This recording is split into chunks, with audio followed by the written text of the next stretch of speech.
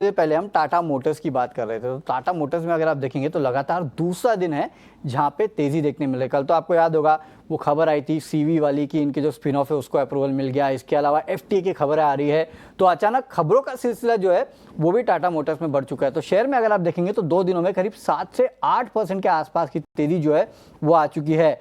तो इस तेजी का कारण क्या है, ये सीधे चलते जानने के लिए हमारी ऑटो एक्सपर्ट सृष्टि शर्मा के पास। सृष्टि, बताइए क्यों है टाटा मोटर्स में इस तरह की तेजी?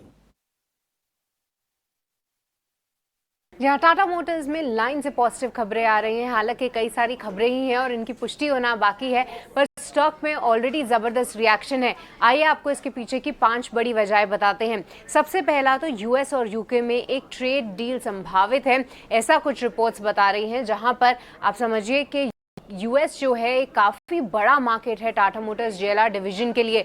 वहां पर जो ट्रेड डील्स या यानी कि टैरिफ लगे थे उससे इनके बिजनेस को काफ़ी इम्पैक्ट होने की आशंका थी, जिसके चलते हमने ये भी देखा था कि टाटा मोटर्स जेएलआर ने अपने शिपमेंट्स बंद कर दिए थे, और ऐसे में एक ट्रेड डील होना अपने आप में ही एक पॉजिटिव खबर है।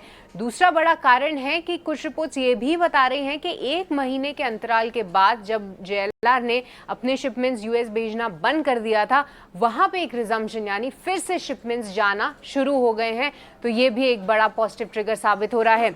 तीसरा जो बड़ा कारण है वो इंडिया और यूके में जो एफटीए डील हाल फिलहाल साइन हुई है वो टाटा मोटर्स के लिए पॉजिटिव है, क्योंकि इंडिया में लगभग 6000 जेएलआर की जो गाड़ियां बिकती हैं उसमें 10% जो वॉल्यूम है इंपोर्ट होता है यूके से।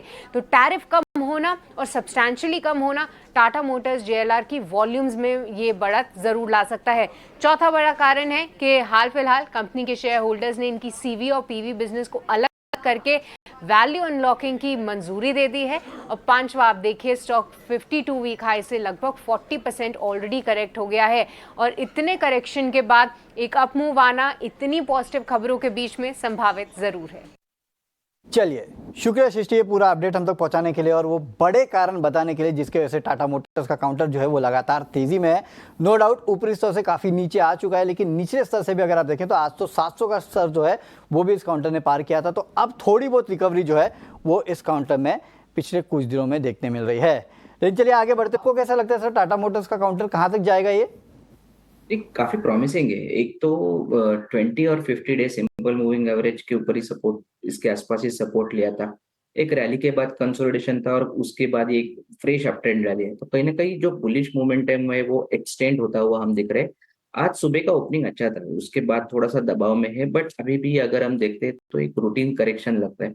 मुझे लगता है शायद कंसोलिडेट हो सकता है एक आध दिन का, बट बड़े सेटअप को कहीं भी डैमेज नहीं। वो सेटअप तभी चेंज होगा जब कहीं ना कहीं stock 50 day simple moving average के नीचे क्लोज होगा। वो आ रहा है अराउंड 60 के आसपास।